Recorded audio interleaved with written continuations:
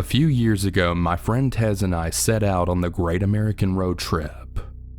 We were going to drive from New York to Los Angeles, zigzagging through the country for 6 weeks. We were both in our early 20s, pretty broke, and as my mom had been a long-haul trucker, I suggested that to save a ton of money, we should sleep in the back of our hatchback. It was a pretty cozy setup. We bought some blankets and sheets at Goodwill and cut one of them up to make curtains. By the end of the first week, we'd gotten so we could set up camp in about 10 minutes. Luggage moved to the front, curtains up, and bedding laid down and out for the night. We slept in parking lots, free campsites, rest areas, basically anywhere it was safe and semi-legal. There was never a night where we felt scared, until the last week of the trip in Arizona. We were near Flagstaff and had gotten pretty used to our routine. We didn't go on a set schedule and would never drive more than 3 or 4 hours a day. No destination really in mind. We would drive to places we found the night before on Google and take suggestions from other campers, locals, and people we'd meet. We'd also gotten very good at making friends. We went to Denny's with a group of rednecks we met at a campsite in the back of their pickup. We met an 80-year-old cowboy who took us out drinking and taught us to line dance at a country bar. Played the guitar with some musicians in the middle of a thunderstorm. Got fed breakfast and dinner by tons of campers who invited us to hang out with them. Spent the 4th of July with a family who basically adopted us into their campsite. Basically every encounter we had with a stranger was a positive one. This night didn't look to be any different. We found a free campsite on Google and drove up into the woods following our GPS. We were pretty far out of town and something seemed a little bit off when we pulled up to the campsite. There was one RV parked and 2 other cars further up in the trees. We pulled up near the RV and a man opened the door. Tez waved hello and he just stared at her. His expression was completely blank. Then, as if she hadn't said anything, he just slowly closed the door again, staring at us the entire time. Figuring he just wanted some privacy and thought we'd be obnoxious, we pulled further down the road and found a flat spot to park the car. Instead of our usual routine of setting up camp immediately while it was still light out, we goofed around for a while, smoking and laughing and taking dumb photos of ourselves. Tez pointed out a campfire further down the campsite and we decided to go be friendly. We met so many cool people in the previous 5 weeks by just going up and offering a beer or chatting. So we wandered over. Near the campfire there were 2 men, the owners of the cars we'd seen earlier. They seemed friendly and we sat down to chat with them. They were drinking and smoking and we sat down and had a beer with them. One of the men seemed pretty off and we came to find out that 2 of them didn't actually know one another. The older man was definitely on some sort of drugs. He was spinning in circles and talking about UFOs. However, he seemed harmless. This left us chatting with the younger man who claimed to be a former park ranger. He was handsome and easygoing and we spent several hours just chatting about our trip, families, everything. Then he started talking about the bear. He claimed that he had seen a bear earlier in the forest. Tez didn't believe him and he pulled out his camera to show her photos of the bear. It was very close to the campsite and we were both a little freaked out. It wasn't unheard of for one of us to get up to go to the bathroom in the middle of the night, so the idea of a bear hanging around in the night spooked us. The ranger just laughed and then his expression changed completely. It's hard to describe, but his voice seemed somehow cold. He said, "If you get out of your car in the middle of the night, it's not a bear you should be worried about." I kept waiting for the laugh or for him to nudge Tez with his elbow. Jokes on the foreigner and the city girl, right? Well, he never did. I laughed awkwardly and made a dumb joke about serial killers in the woods. My friend laughed as well and joked about Texas Chainsaw Massacre. We moved on to another subject, but within 5 minutes the ranger had come back to it and was talking about something grabbing us from our car in the middle of the night. No matter how we tried to steer the conversation away from serial killers, he kept latching back on. The older man was high as a kite and at this point was staring at the stars, not talking. We just awkwardly laugh and sip our beer and try to get the conversation going somewhere else. Then the ranger stood up and walked towards the cooler to get another beer. At this point it's pitch black out and I can't see anything outside the circle of light from the campfire. The beer cooler was outside of that circle. Suddenly there's a red dot in the darkness, and it took a moment for me to realize that it's a camera. The ranger is holding a camera. He had taken a photo of us, and I could see the screen on the digital camera lit up. Now, it wasn't odd for the people we met to ask to take a picture with us. My friend Tez is gorgeous, dark hair, blue eyes, like a young Megan Fox, and we were friendly. People like having pictures of themselves. It was an entirely strange thing to have this person taking a photo of us without asking, or even indicating that that's what he was doing. We were both staring at him like deer in the headlights at this point, but instead of realizing what he's doing is a bit weird, he checks his camera, adjusts some things, and takes another photo. This time with the flash. No asking us to smile, no proposing a group photo, and no explanation. After this photo, he comes back to the fire and sits down. Not a word said about the photo. At this point, me and Tez are mutually freaked out. We make some bullshit excuse that we need to go set up our campsite, and then we nope the hell out. When we stand to leave, the UFO guy smiles and says to have a good night. Ranger, however, looks at us with a smile that doesn't reach his eyes, and then he says, "Y'all be careful out there. There's more than just bears in the woods." Every hair on my body stood on end. I wasn't alone in my discomfort either, because Tez laughed a response out and pulled me away from the campfire towards our car. We rushed back to the car, which we only found in the dark by referencing the RV, and jump in the front seats. My friend Tez is all but hyperventilating. Why did he take a picture of us? I was shaking and I responded. I read this serial killers sometimes warn their victims. She stared at me for a second and locked the car doors. Do you think he just took victim photos of us? We both freaked out. She's in a full panic and turns the headlights on in the car. I immediately yell at her to turn them off because now he knows exactly where our car is. God knows why, but that is the only night we'd not set up camp. We didn't need to tear anything down, so we just put the car in drive and then floored it out of the campsite. As we got into the dirt road, the ranger was walking towards our car with that same cold expression.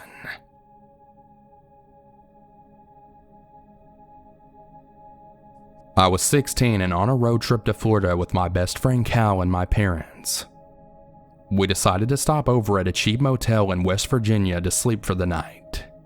We go there at about 10 p.m. and being two teenage girls who'd been sitting in a car for the last day, we were still wound up. We explored, running into this group of guys with thick southern accents. They tried their hand at awkward teenage flirting before giving up. I will never forget Cal's excuse for not giving her number. She told them she'd accidentally microwaved her phone last month. So we just parted ways knowing they were normal, albeit awkward teenage boys. Cal and I kept exploring the motel's floors before deciding to race each other down the first floor's main hallway, sort of right next to the lobby. As we're laughing and speeding down this hallway, we run past this room with the door wide open. And since I was running at full speed, all I saw was a bunch of shiny things all over the floor in front of and in the doorway, and a big blobby blur in the middle of it all. We get to the end of the hallway and ask each other what the hell that was. We sneak back slow and peer around the corner, and in the doorway of this room there's this really obese man lying on his stomach with his chin resting on his hands, like he's trying to be cute. And all around him he's got silverware and tiny metal trinkets laid out. When he noticed us, he smiled weirdly but didn't move anything besides his torso to face us a little better. We sprint back to my parents' room, but they're out getting food, so we're alone. We freak out / make fun of the situation for like 15 minutes, then decide to go back down. On the stairway from the second floor, we run into that same group of boys from earlier. One of them asks if we saw the weird guy down there, and when we say yeah, the guys start freaking out. One of the kids tells us that his little brother had been walking down the hallway from their room on the other end of the first floor to the vending machines, and that the weird guy called out to him and tried to stop him. He asked him if he wanted to come in his room and offered him one of his weird trinkets. The kid had the good sense to say no thanks, but what the hell was the guy trying to get a kid in his room for?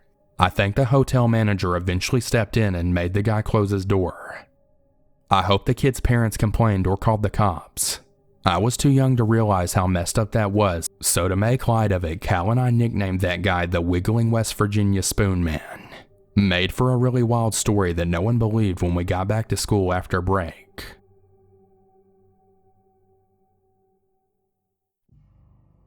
In spring a few years ago, I moved out of state for graduate school.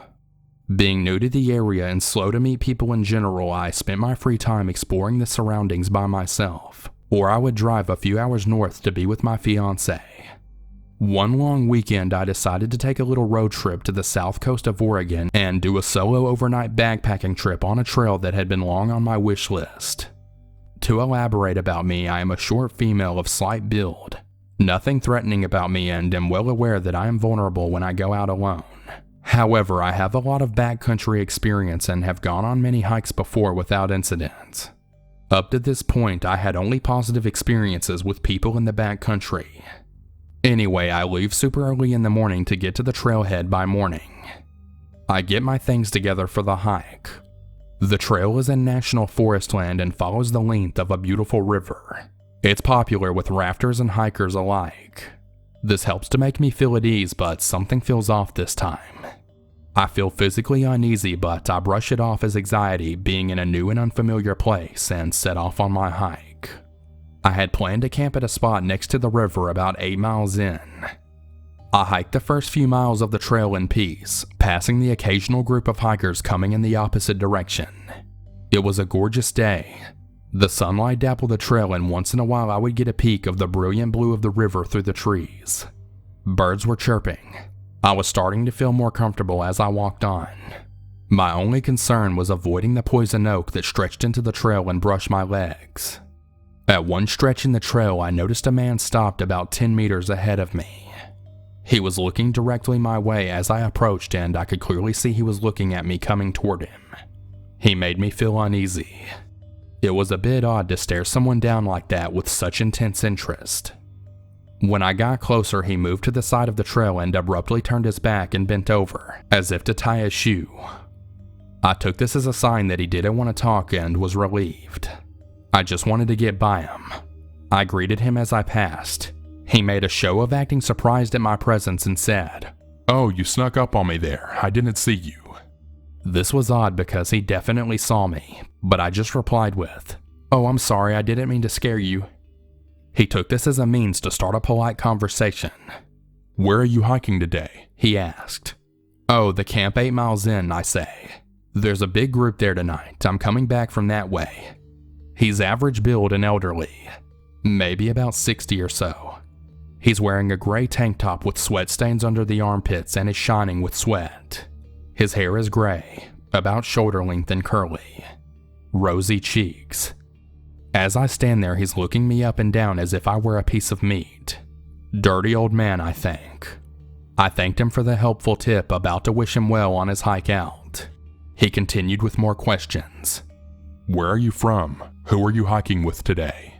I start a series of unwise, truthful answers to his questions by telling him I'm new to the area and am originally from across the country, though I've been living in various places across the West Coast for some time. When he asks where my family and fiancé are, I tell him back east/up north. When he asks if I know anyone around my new town, I say no. He asks what kind of car I drive, and I tell him. As I am telling him that I am alone and my loved ones are far away and unaware of my specific whereabouts, it occurs to me that I should be lying about all this stuff. Inwardly, I am starting to panic and am cursing my stupidity. This guy is off. These questions aren't what people with good intentions ask.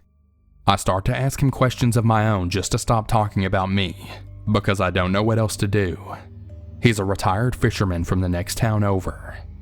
He hikes trails all over the South Coast. Finally, after about 15 minutes of conversation, I say I better get going. He reminds me that I should set up camp at the alternative spot he recommended, and tells me what a pleasure it was that I snuck up on him. He then said something that set off the alarm bells. "I'll be seeing you soon." After we part, I can barely continue down the trail because my legs feel weak. I'm holding back tears. I pass one other group, but I don't feel safe and my mind starts racing through my options. I know at the very least I don't want to camp in any designated campsites. I have a strong feeling that this guy is not actually on his way back to the trailhead, and decide to get off where I have a suitable vantage point of the trail. I'll hunker down there and watch for him. If I don't see him, I decide I will just spend an uncomfortable night in a hidden roost off trail. I turn left off the trail around a bend that hid me from view for anyone walking that same direction. I thrashed through the poison oak and brushed to a spot among some oak trees that offered a somewhat protected spot to watch the trail. I shed my gear and flattened myself out, eyes on trail. As I wait, I worry about all sorts of things. Am I even hidden? Am I being ridiculous? Sure enough, however, I see him after about 10 minutes of my stakeout. He is swiftly hiking back up the trail in the direction I was going. He's looking straight ahead and doesn't see me peeking out of the trees. I have another flurry of panic and uncertainty about what I should do, but ultimately decide to wait for somebody to come down in the trail in the direction of the trailhead who I would then follow out in a relatively close proximity. I have to wait another 15 minutes for another group to pass by before I make my way down the hillside for the hike out. When I get to my car, I don't even bother changing out of my sweaty hiking clothing and boots. I drive straight home, thankful that all I got from the road trip was some rashes from the poison oak.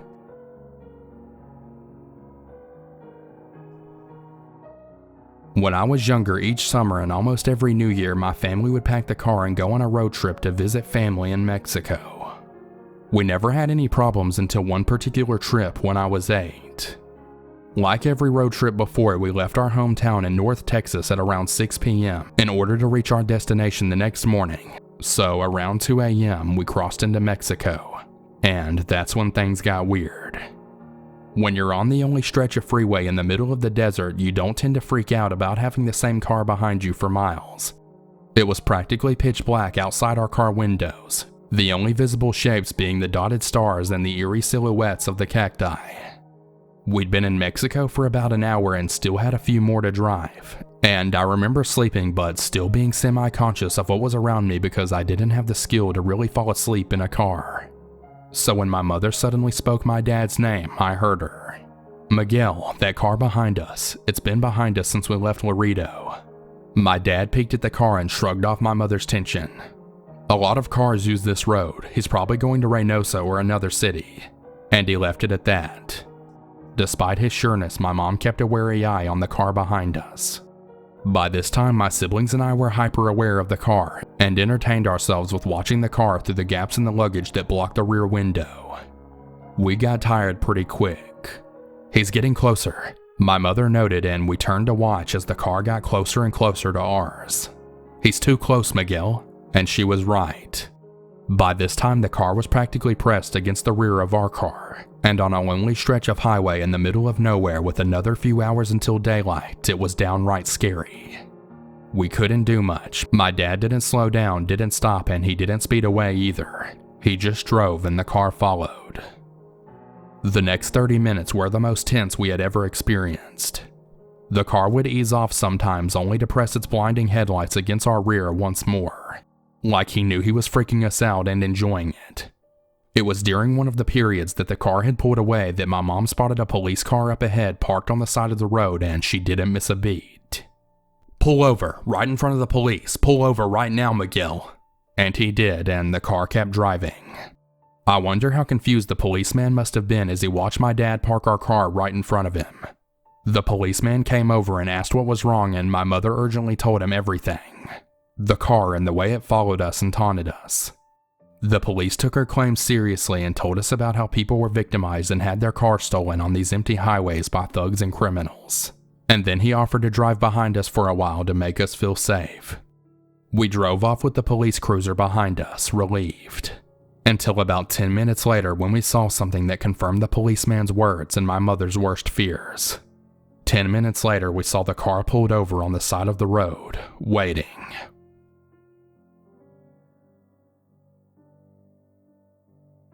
I was on a cross-country road trip with a colleague.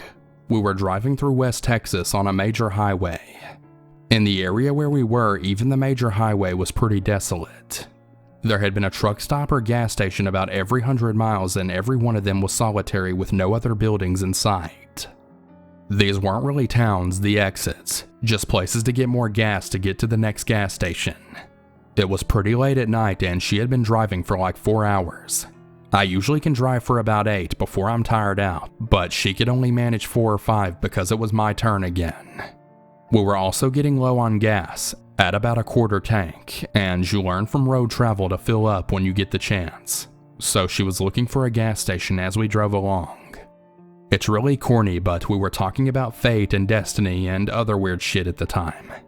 That kind of conversation gets me keyed up and worried, so I was trying to change the subject. She took an exit while we were talking and I got out my coffee mug so I could fill it up for my turn driving. We pulled into a typical Nowhereville gas station. Just the station and a trailer out back. There was another car parked in front of the doors off to one side. We got out still talking and walking up to the double doors, each of us grabbing a door handle. The doors were locked. I turned and looked around to see if there was a sign and noticed several things in succession. The coffee maker inside was halfway done brewing a fresh pot of coffee. The monitors that showed the store were visible from outside where we were, but all of them were showing static and there was a splash of bright red on the door in the back of the place, which was closed. I suddenly realized I was looking at a huge streak of blood with handprints in it. Every hair on my neck stood up.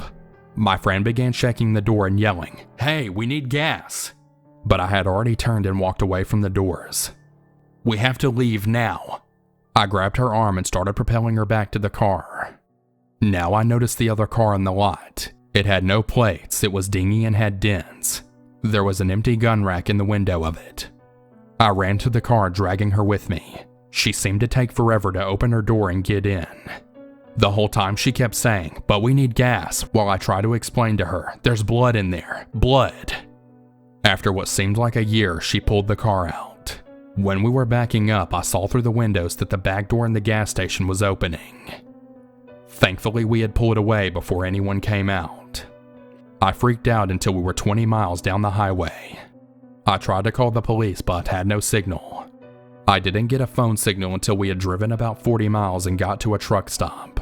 Again, not in a town, just a building of its own in the middle of nowhere. I called the cops, they thanked me, and I never heard anything more about it. To this day, I feel like if I hadn't freaked out, we probably would have met the robber or whoever was in the back room of the place. I also wish I would have been able to find out what the hell happened there. It was a Chevron gas station somewhere in the western part of Texas. I only have a few stories that fit in this subreddit. This is the mildest one.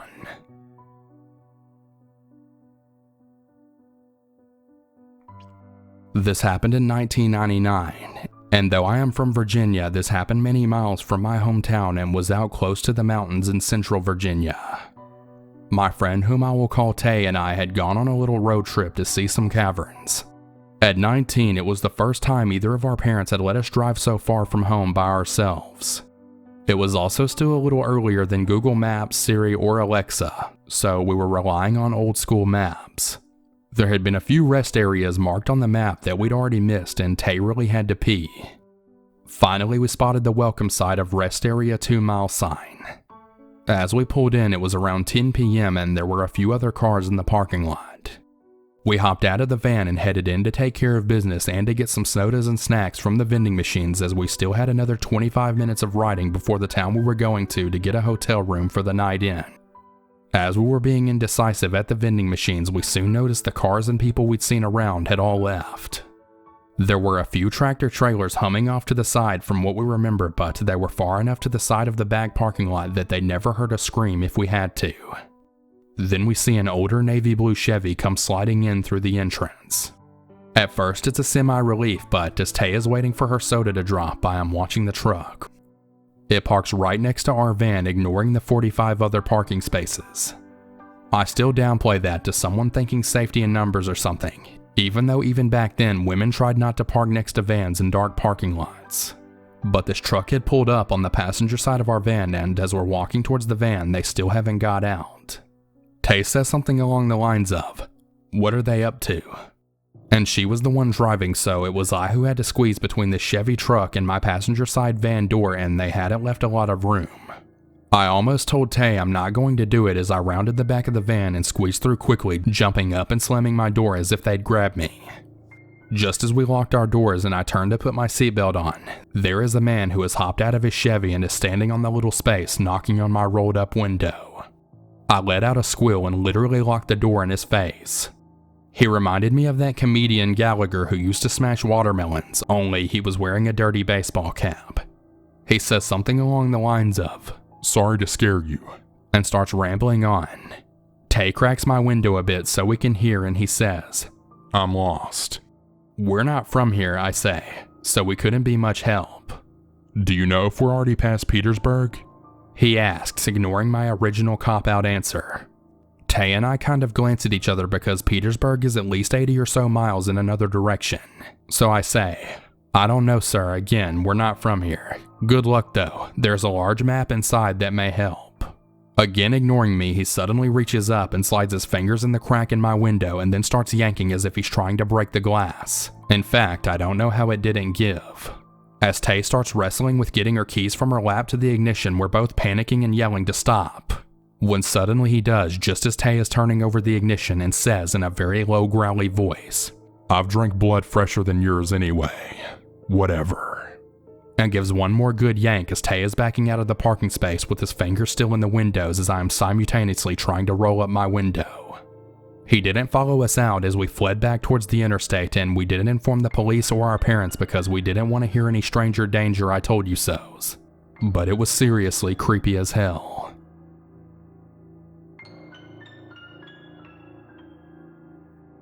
It was summer, I believe the day after the 4th of July, and my husband and I were in the middle of a cross-country road trip.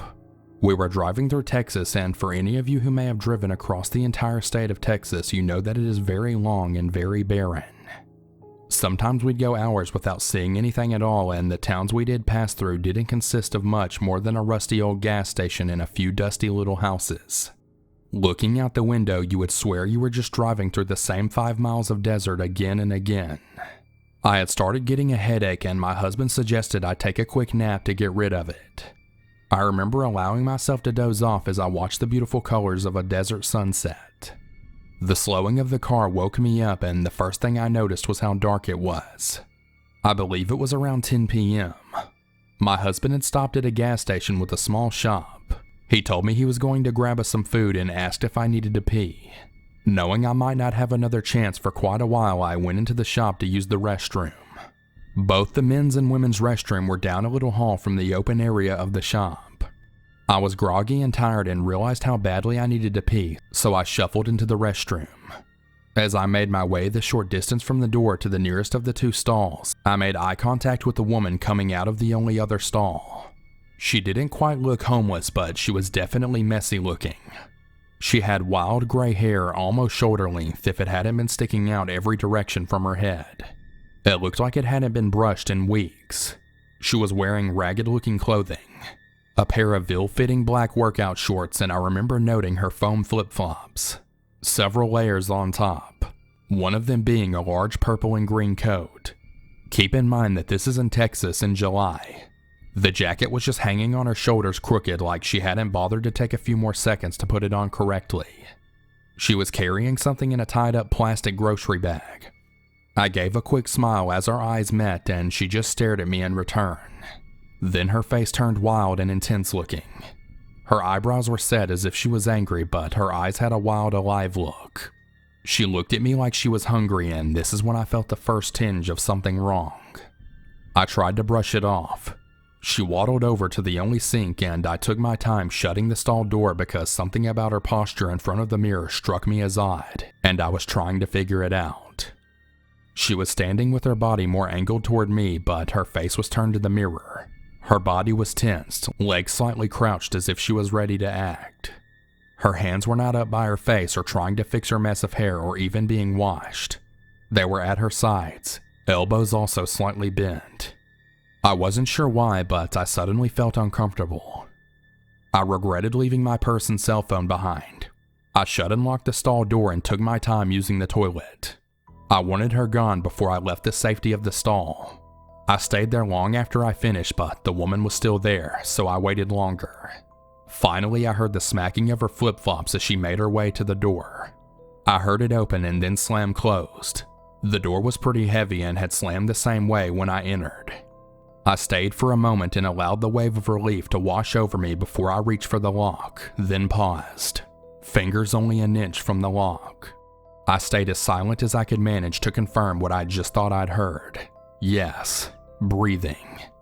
The woman had only pretended to leave. At this point, I was scared and confused. Why had she tricked me into thinking she only left to stick around and be as quiet as possible? I knew something was very wrong, so I stayed in the stall even longer, and this time it must have been at least 20 minutes, but I had no way of knowing for sure. I could tell from the direction her breathing was coming from she had positioned herself in the far right corner, right next to the door, but far enough that I couldn't see her feet. Finally, I heard her leave. This time I waited a few minutes to make sure she hadn't tried her trick again. I slipped out of the stall, quickly washed my hands, and rushed down the hallway to the store. It was pitch black outside and I had no idea where she was. She couldn't be far. A large man was checking out at the register, so I waited near a window display until he left the store and quietly slipped out the door behind him. Sure enough, crouched right outside the front door is the woman. She seemed surprised as she stood and turned away, walking quickly around the side of the store. My husband was waiting in the car and asked me if I was okay since I had taken so much longer than usual, and I said I would tell him all about it once we were away from that store. The Redditors that previously read about my experience had many theories, but the two most common was that she was a druggie that wanted to mug me, or that she worked with sex trafficking. I'm open to any of your theories. I tried to see if there was anything in the news from around that time, but I couldn't figure out exactly where we were when this happened. I'm just glad I got out okay.